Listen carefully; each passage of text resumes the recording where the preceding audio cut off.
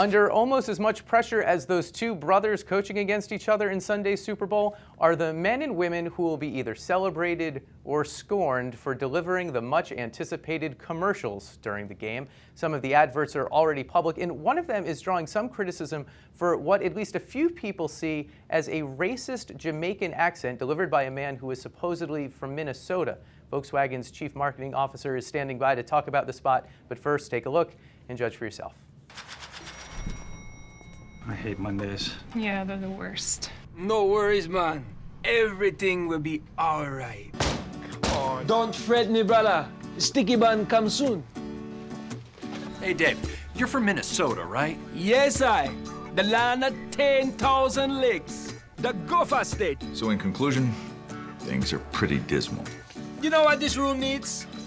A smile. Who wanna come with I? Traveling along, there's a song that we're singing. Come on, get happy. You guys are 3 minutes late. Don't be no cloud on a sunny day. Yeah, chill, Winston. Sir? Respect, bossman. Tim Mahoney is Volkswagen of America's chief marketing officer. Thanks for joining us. And I should say, we spoke to you yesterday before this thing became a controversy. And before we even had a chance to air the piece, this thing, came up. So we're thankful for you to talk to us again about this. Sure, and I'm happy to do that. So at least a few people are saying this is racist. Obviously, you wouldn't have intended to make a racist spot. So what are people getting wrong about the commercial? Yeah, I think people are associating the way somebody speaks with a color, if you will. And so what we were trying to convey and what we do believe we convey and what seems to be playing out, if you will, in social media is that it's more an attitude, a feeling of happiness, a feeling of relaxation that's associated with it and therefore associated with the VW brand, with the idea of get in, get happy. Is there any circumstance in which you would pull the spot, and do you even have the ability to do that now, 96 hours from the game Sunday? Yeah, I think we're obviously watching what's going on, but the thing that makes me feel good about it and confident, the pros and cons very much line up with the homework that we did up front.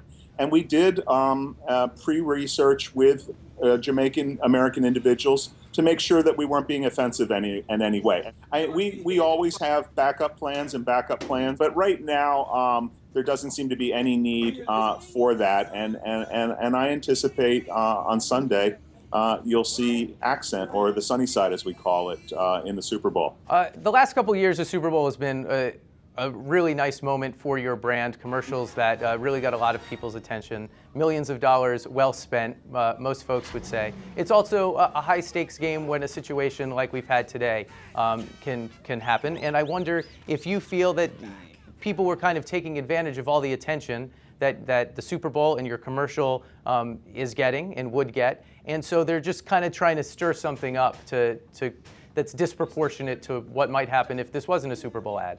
Sure. I'm not sure. I mean, Super Bowl advertising has a high level of scrutiny.